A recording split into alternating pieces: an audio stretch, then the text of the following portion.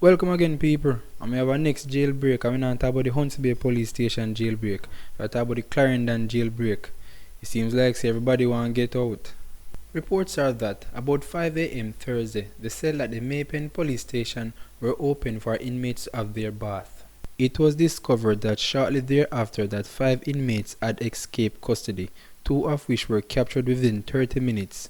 The other 3 who remained lodged are Colin Bailey, charged for rape; Javelany Diah, charged for illegal possession of firearm and burglary; and Agasious Robinson, charged for burglary. The Corporate Communication Unit, the information arm of the Jamaica Constabulary Force, confirmed the jailbreak. We can confirm 3 prisoners are now on the run. The investigation is still ongoing, but preliminary information is that they escaped through some bars. An officer at the CCU told the news.